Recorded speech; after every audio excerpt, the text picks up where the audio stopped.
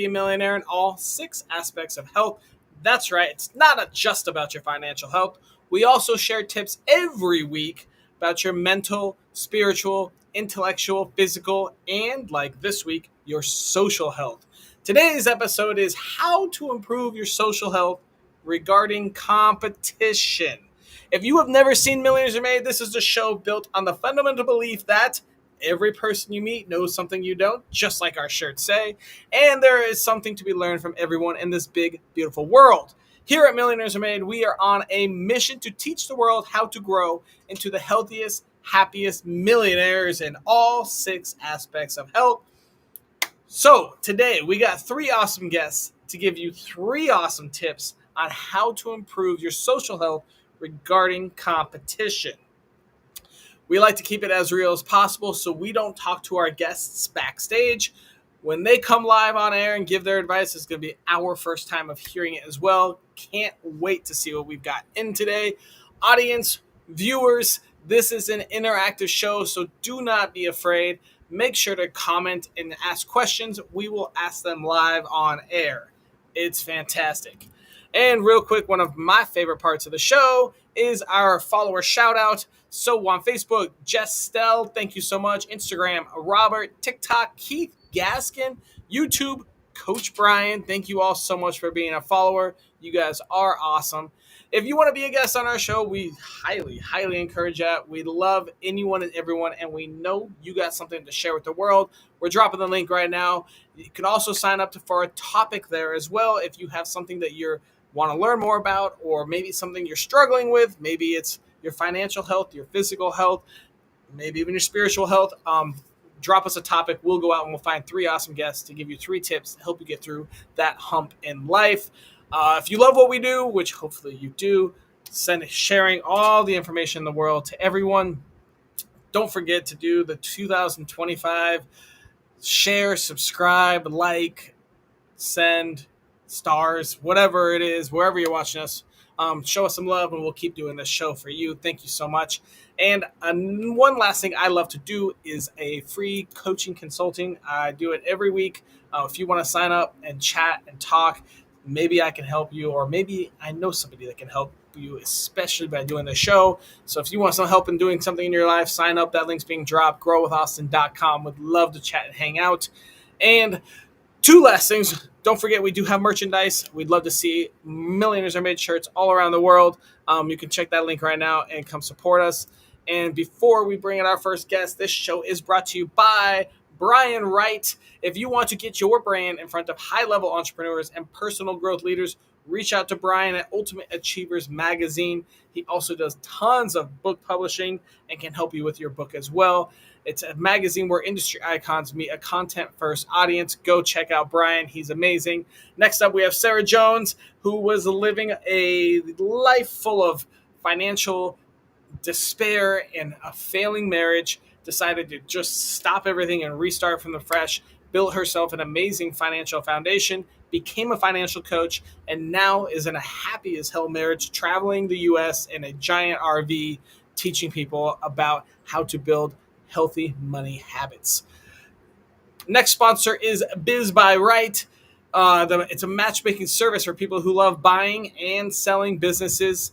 They find cash flowing deals, vet them with AI wizardry, and connect buyers and sellers faster than you can say due diligence. If you're looking to buy a business or sell yours, go check out bizbyright.com. And our final sponsor is Brian Parana, who is a husband, father of 4, and founder of the Call to Rise, helping busy men reclaim their health, energy, and confidence through simple, sustainable systems that fit real life. Go check him out, and let's hear what he's got to say. He is also our first guest. So let's ask Brian, who are you? Hi. First is a question. Are you taking care of yourself? Not just from all the health aspects that Austin has, but more particularly on just the physical health piece. The waistline growing, expanding, just not taking care of yourself. That's where I step in. For the last 23 years, I have been working face to face with one-on-one clients with nutrition, fitness, sustainable lifestyle habits. And this comes from sheer experience and volume, helping them navigate through some flexibility, moderation, balance. Because I have 4 kids, 2 in high school, 2 in middle school, with 3 boys and 1 girl. I married my high school sweetheart. I've actually known this woman for over 3 decades, Amber, and we love traveling the world. So we've been to all 50 states with our kids, multiple country continents, and trying to really share experience and exposure to a lot of different cultures and abilities around the world. So there you go. Me in a nutshell. I love it. That's fantastic. And I think traveling and exposing is the most important thing we have. The more I leave my home of Denver, the more I realize there is a Denver bubble, and the people there are absolutely clueless on how the rest of the world works. And I've learned more and 1,000%. more every day. Yeah, it's crazy. Oh, gotta get out. Gotta get out. All right, Brian, I've got an important question for you. If Yes. I wanted to improve my social health regarding competition, what tiny piece of advice would you give me? Competition is, we have an innate, most people have an innate desire to compete. Now, certainly we need to compete with ourselves first, right? We don't want to be in a comparison game or anything with other people, but competing against like-minded, similar type people with the undertow of a similar goal is going to be the best source of motivation from the external that leads into the internal. That's what the call to rise is about. Men showing up for each other Okay. and avoid a midlife crisis and actually have a midlife evolution into a healthier, best life type, best version of themselves. So finding similar people with similar goals to help create this competition in you is very, very important. So because you're not going to do it on your own. And well, some people are. There's some super self-driven people, but the majority of the people need some support, accountability, and direction with that competition for a good thing. All right. So competition is a good thing. Brian, where on your life journey did you learn this advice? I think from a young age is being in sports and always coming from the aspect of sports as a team sport. We're in it to have fun, in it to enjoy. And that was some of the general takeaway. At 42 now, I've always had some level of sport like activity. Right now, it's just even competing with my good friend Dan, and he's actually coming over, and Chris are coming over. Even after we're done, we're going to work out. And it's not that I'm trying to lift more than he or whatever, but what's I was important just is, going to ask that. yeah. Well, we're both different. Different sizes. I always joke I'm Arnold and he's Danny DeVito, the twins. But we're just different size, different strength capacity. But we're in here just to push each other. And if he does 5 more reps, then I need to do 5 more reps. It doesn't necessarily matter what the weight is or anything. But there's this friendly connection through competition and drive that really pushes both of us and encourages us to just do 1 more rep, just do better for yourself to ultimately take back to our day-to-day lives of whatever we're doing that day. Great. Where on your life journey did you learn this advice? I I would say I learned it from just a lot of mentors throughout coaches. Coach Pry being one from high school. He was our cross country coach, and that was not that I didn't have coaches prior, but that was the first sport that I actually took seriously, was running in high school, and he led that charge there. Outside of sports, Brian, do you compete other ways? Well, a business is always, I'm self-employed, so I have a running tally of competing against myself, most importantly. Then competition with my kids. They're especially the 15 and 14-year-old. Oh, And sadly enough, they are faster than me. I've ran marathons and all oh sorts of things, no. but yes, they have eclipsed me. My cardiovascular conditioning isn't as conditioned or fit as it once was. Something I'm working on this year, next year to get back to it. But I'm stronger than they are. I can lift more. All right, there we go. There we go. Awesome. All right, Brian, we're going to move on to our next guest, and we'll bring you out in Excellent. the round robin. Thank you so Perfect. much. Next up, we have Irene. Irene, who are you? Hi. So my name is Irene Gabelnick, obviously. I am a publicity and publishing coach. I'm a two times international best-selling author, and I have a newsletter on Substack, so check me out there. And I do a lot of live trainings on Clubhouse. And yeah, that's pretty much me in a nutshell. And I started about a year ago doing a little bit more done for you services. And I have been very, very grateful that I've gotten so many people booked on podcasts, radio shows. And as you know, I've brought some clients to you as well, some great guests. So It's a very small nutshell. Irene does everything you can think of. I know I need to Irene, niche down. no, don't listen to everyone that tells you that. Just keep doing it all. But I do have an important question for you, Irene. If I wanted to improve my social health regarding competition, what tiny piece of advice would you give me? I'm so glad you asked that, Austin, because I was thinking, and just yesterday, I was doing a Clubhouse training room, and so many amazing people are coming back to Clubhouse. I know it was kind of, I don't know, faded away. A lot of people left. And it's been so fun reconnecting with so many amazing people. And one of my dear friends, Lee, she now also helps people write books, and she was a client of mine for a long time and I coached her. And she said to me yesterday, Irene, have you done a TED Talk yet? Is that in your? And I said, well, it's been on my bucket list. I said, I'm not really ready. And she said, you are ready. And she said, how? And I said, what about you? And she said, well, how about this? She said, let's see who can do a TED Talk first. And I was like, Ooh, yeah, friendly competition, right? So my little tidbit of advice would be to get an accountability partner or build a yeah. community where you have some friendly competition and we just lift as we climb, rise together and succeed. I love it. I love it, Irene. Yeah, accountability, a little friendly competition, get things done. Where on your life journey did you learn this advice? It was interesting because I was listening to Brian, and it was the exact same thing. Started in sports. I Sports. joined the cross country team as a freshman. I loved running, and it was friendly competition. And I was so really overjoyed when my daughters both followed my footsteps. And now, just like Brian said, I was literally laughing. I'm like, they could totally beat me now. And I remember with them going running with me and training, and now they're both so much faster than me.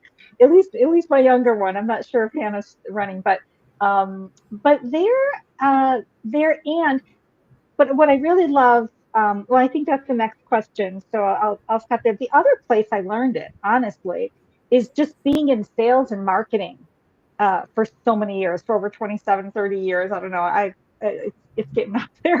I'm going to say 27. I like to stick to. My mom was 29 until the day she died, and That sounds 30 about just right. sounds like wow. I'm aging My mom myself too. if I say, yeah, I'm 29. Yeah, But she's been also, 29 for a while. It's been a long year for her. yeah. But there were always sales incentives to hit your goal, little friendly competitions, win tickets to concerts. And so they made it fun to compete, and it was a win-win for everybody. So that was definitely where I learned about competition as well. And also to just really compete against yourself.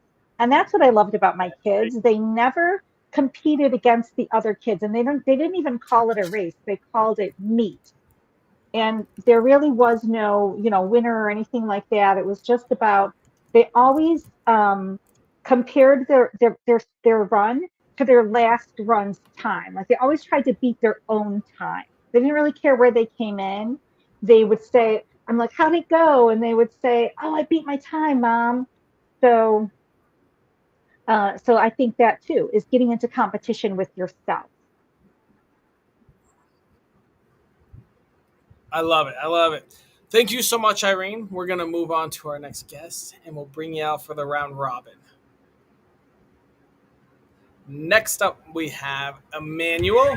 Good morning, sir. Emmanuel, tell us, who are you? My name is Reverend Emmanuel. I am a sound healer.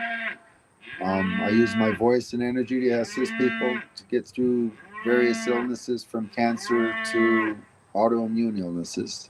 I've worked solely through referral for the last 15 years, and I have clients around the world. So Fascinating, Emmanuel. I love what you do. And you work on a farm, as we can hear. Emmanuel, I've got an important question for you. If I wanted to improve my social health regarding competition, what tiny piece of advice would you give me? Well, for me, I always have to clear my mind and ground. So I put my feet in the ground, I close my eyes, I take a deep breath, and I open up and I listen for the birds or whatever sounds of nature I can get to calm me down and centered. And from there, I start to get focused on what my goal is. But it starts from a place of quiet, centered, and clear mind. I was never into sports, so for me, competition was business and, again, sales. My first experience of having to compete was selling turtles so I could go to summer camp. And there were only chocolate turtles, caramel and chocolate with peanuts. Chocolate. Okay, man. Chocolate. They're called turtles. They're caramel, peanuts, and chocolate. Yeah. Okay. And I sold 350 boxes so I can go away for 2 weeks to a summer camp, a ranch. So, yeah, there were 20 spots available and 38 kids trying to get to the camp. So. And that was your first touch of winning a competition. And it was actually focusing on the sales. So. And how has that helped you with the rest of your life, where you're at now? It taught me how to read people, how to be patient, how not to be judgmental, and, honestly, how to allow people to be themselves and give them the freedom to do that. And that's the hardest thing about sales that people don't understand. If you find the dignity in people and give them the humanity, there's nothing to sell. They purchase it because it's, something that fulfills them. And I never chose to push something onto somebody that didn't serve them. So it made my goal achievable very quickly. Most people just want their dignity. There's something I tell a lot of. Most people just want their dignity, and our society isn't conducive allowing people to have their dignity. Yeah, a lot of times with my clients, I always tell them, never buy anything from me that won't make you happier. Yeah. Check it, investigate, do all your research now. Don't buy anything that won't make you happier. So that's a great point, Emmanuel. Life is simple. We make it complicated. Life can be simple. That's true. We do. That's a good point. Well, Emmanuel, you ready to bring everyone out and start the round robin? Let's do it. Let's grab Brian out here and Irene. And audience, this is a great time for you to ask questions. Yeehaw. Let's start with Brian. And Brian, can you quickly refresh what your tip was for us? Yeah, I think there's an undertone of what we all said, but the tip is that you need friendly competition to help drive you forward. Irene, what are your thoughts on his tip? Absolutely. Getting an accountability partner or be in a community where you all just, we lift as we climb and support each other through the journey. Absolutely, Brian. 100%. Yeah, well, for me, and Emmanuel? It's pretty much the same thing, but the most important key for me is you have to really know what you want. A lot of people compete and don't really know what they want. They don't know what the end goal is. They don't know what the outcome or what they're going to get from it. They're just competing because they felt like they needed to. So if you're going to really achieve your goal, you need to know what you want. I That's the 100% agree main with that. focus. Let me ask you, yeah, Emmanuel, is there a problem if someone just wants to win? They just compete just to get that If W? that's what they want, again, you have to know what you want. And Okay. if all I want to do is win, that's my single focus, and nothing's going to get in my way. That's the difference between knowing what you want and just, I'd like to win, or I want to win. No, I'm going to win. It's mine. Difference in the energy, difference in what moves forward.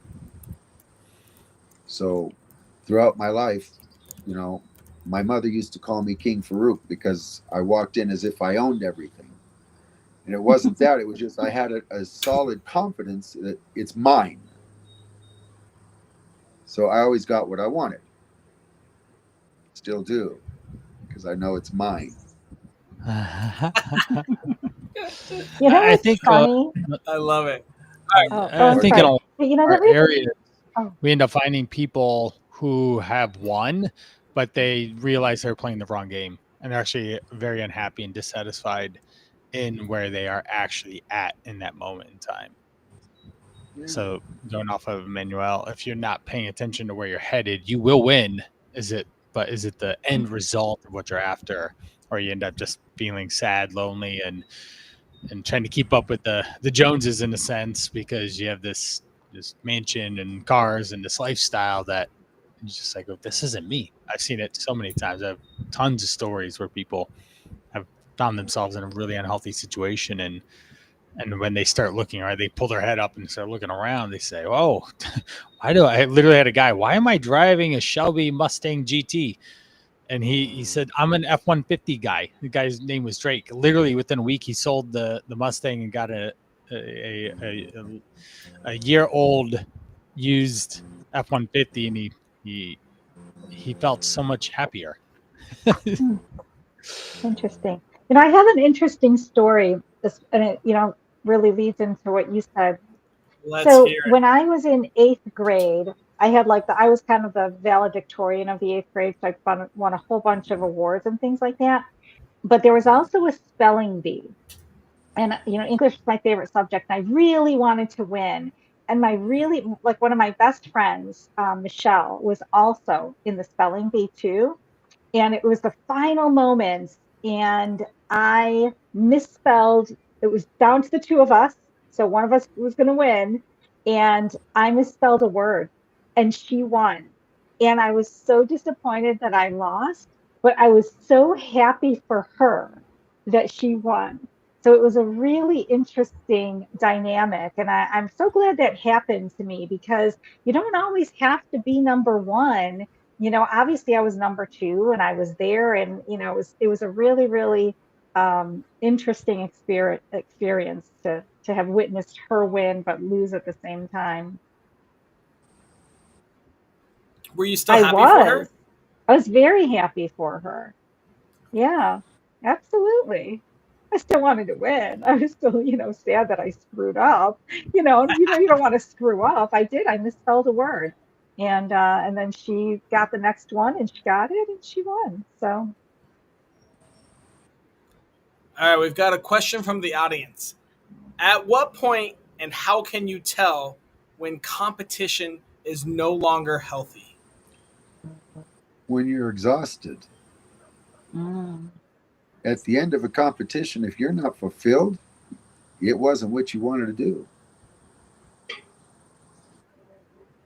Winning, achieving should fill you with vitality, not drain you. If it drained you, you didn't want to do it. It wasn't fulfilling for you. Fascinating.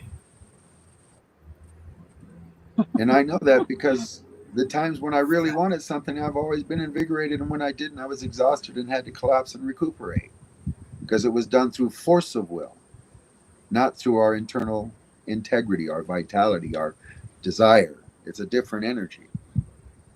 Right, very much so. That's a really good point. That's a great point, Emmanuel.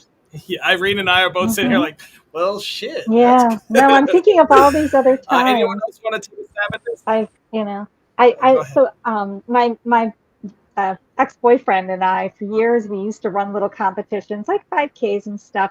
And so we did this off-road race, and we trained for it. I never in a million years thought I would win. I didn't expect to win. I was there to have fun, support him. He wanted to win. He came in second and he was disappointed. But still, the top three people won awards. We won like raccoon, all natural peanut butter and stuff like that. I never, ever even dreamed I would win. And I won first place in my age category. And I got this medallion, this little medal and some peanut butter, and I was so excited because I didn't expect to win. I was just having fun and doing my thing and running at my own pace. And it was interesting though because he got second, he was disappointed, and I was so proud of him that he came in the top three. So it is kind of interesting. But again, I would have enjoyed that moment whether I won or not, because like Emmanuel said, I was doing something I love to do, and it was just fun being in that crowd with these cool people, all road runners, and it was a really cool experience. Mm-hmm. All right, we've got another comment. We got a man like Emmanuel is the reason the world's still at peace, no doubt. But also, Thank you. we have a comment on sometimes competition can turn really toxic. So let's talk a little bit more about that. I mean, kind of like Irene said, competing with a partner or competing with a friend, or like growing up with two brothers and being the youngest of three. I wonder how that shaped my life. But let's talk about you guys. When have you experienced competition turn toxic, and how do we prevent that from happening?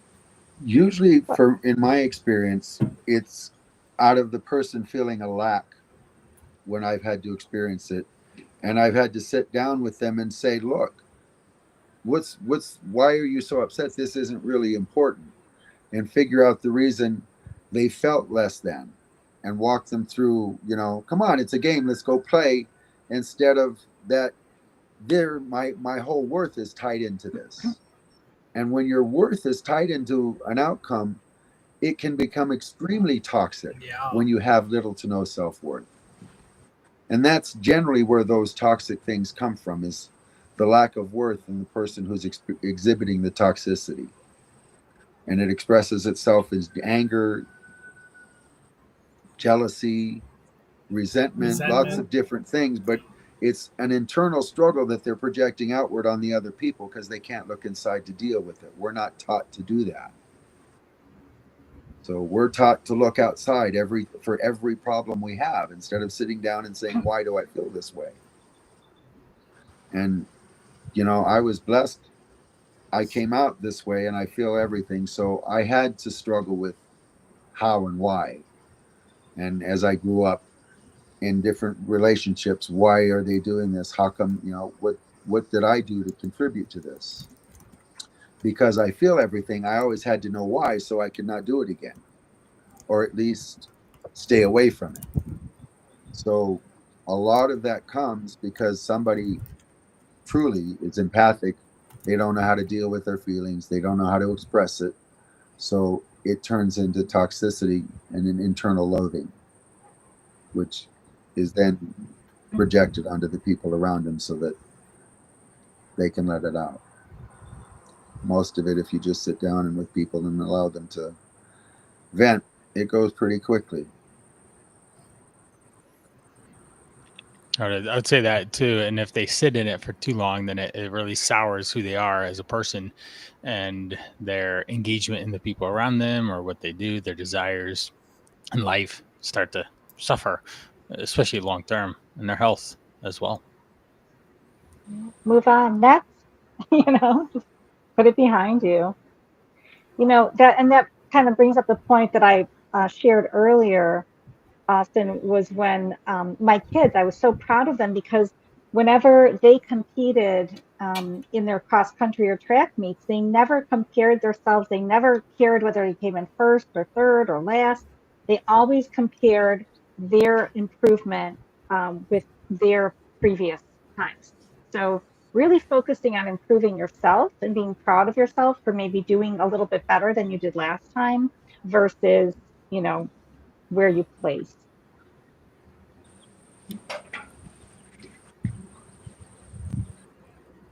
All right, we've got another question that looks like a good place to shift gears. It's actually kind of related. The world is now all about competition, which is why we don't feel the same as 30 years ago. It's hectic and our minds aren't at peace. I would say for me, I felt like the world has sped up quite a bit. As I've aged in my 40s now, young 40s, I feel this pace quicken. I feel the demands of everyday life quicken. I feel having to say keep up with the responsibilities that I have quickened, and it becomes challenging because now we have AI as well, and that has 10x, probably 100x the pace in a sense, and how we're all trying to manage and keep up and live with this quickening, and how do we actually keep up, because that is a challenge, and that's where, say, competition can become unhealthy. Is a good example could be me just spending all my day trying to land the perfect reel or the caption, the hook, all these things. Spend all this time, and then I don't actually engage with my kids or my wife, and that's a problem for me. I end up losing in that competition because of my personal health, or my relationships suffer in a sense. So I totally agree with that statement.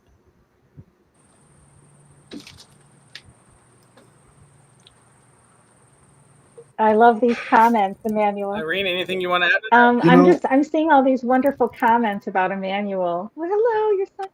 You should start a podcast, Emmanuel. It's not that the world is a competition. It's that the powers that be, the people that are supposed to assure that we have a peaceful life, are busy keeping everybody on edge, forcing competition, forcing division. There's no competition in the world right now. There's our political leaders forcing everybody into a high sense of stress. And all you got to do is take a step back and step away from it for 10, 20 minutes and clear your head. And, there's only so much we can do. The only real power any of us have right now is where we spend our money. If we all stop spending it, the whole world will stop and say, what do you want us to do? But that takes people getting together. Gosh, I wish more people understood. That's the only real power we have. Right. So your vote may or may not matter, but your dollar always matters. Wherever your dollar goes, if everybody stops spending money today, within 3 days, they'd want to know what we want. Very much so. I saw how fragile the economy was when we had the lockdowns. I thought we would have longer, but no, it's very, very fragile. And if we just all got together and stopped spending, most of what we buy, we don't need anyway. They just constantly buy. Very true. So that's why we have competition that's endless, because they're forcing it on us constantly, and we don't take a step aside to clear, do I really want to participate? No, we just get led in and we follow like a donkey on a leash. So no, I would totally agree with that. So we don't. I get to talk to Emmanuel every day. All right, guys. We don't own a television. My kids read 30 books a week. They're happy. They play. There's no drama. They don't get sick. They also don't eat any processed foods. But my 13-year-old, my children have each been sick twice, both times with COVID, both times over it in 2 days with no medication. Other than that, there's been no illness in my house.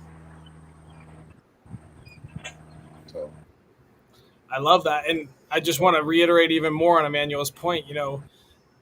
The dollar is your vote, but you also have to be educated, right? Some people may not know that Cheerios or Fruit Loops aren't bad for you, but nowadays it's easier and easier to find out all this information. And so you really got to do research on what you're spending your dollar on and know who's producing it, why they're producing it, et cetera, et cetera. Is it really going to make just like Emmanuel said, is it really going to make your life better? Is it actually going to produce happiness, or are you just buying it because they tell you need to buy it? It's actually a lot. And opening your eyes. It's a lot simpler than that. Just quiet your mind, sit with be present, and then eat something. Your body will tell you in minutes if it's good for it or not. It'll either give you vitality or it'll start to go, oh, fuck. And, Yeah, but we don't pay attention. We go get Tums and Very good acid and everything else. Yep. That's a good point. All right, this is a good point for us to kind of wrap up. So we got one last task to do. We have to come up with a daily challenge. This is a task and or series of tasks that takes less than 5 minutes, costs $0, is available to anyone in the world that helps us improve our social health regarding competition. What thoughts do you guys have? Play with abandon. Play with abandon. You said play with abandon? Skip, scream, yell, have a good time, play like a child.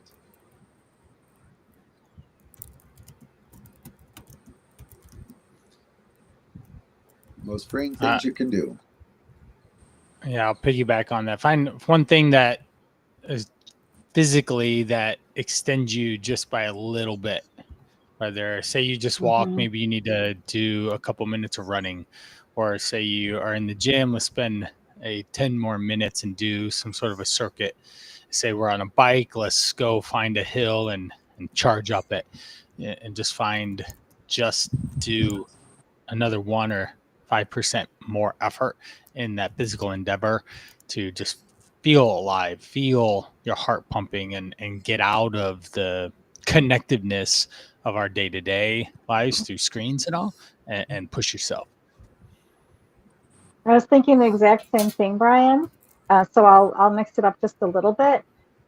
Yeah, do it scared.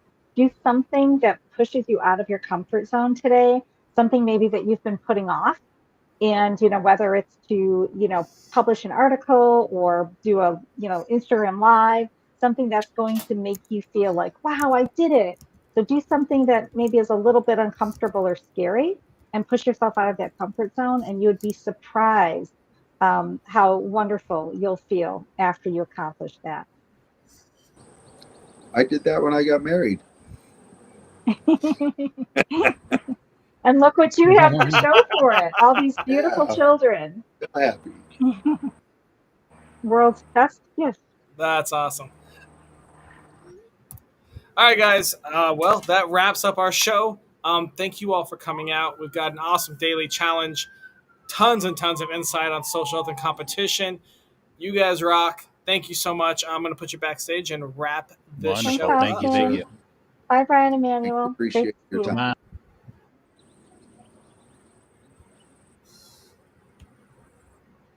Awesome. Well, thank you also for watching, and huge shout out to our guests. What an awesome episode. How to improve your social health competition. We've got a great daily challenge, and this starts with just playing without regard of outside view. Go play tag. Go play hide and seek. Go just play. Scream, yell, laugh like you're a kid. What? Oh, man. We need to just make that a daily challenge for the rest of our lives. We're going to also extend your physical health, so when you are doing something physical, do an extra one more set, extra 1 more minute, extra 1 more push-up, whatever it is. Sorry, we had a question we didn't get to. Sorry about that. Close out shoes. And then do something you've been pushing off, so it's a competition with yourself, something you haven't been doing that you've been ignoring, pushing off. I know exactly what I'm about to go do, so we got to do something every day to push ourselves a little more. Awesome. Well,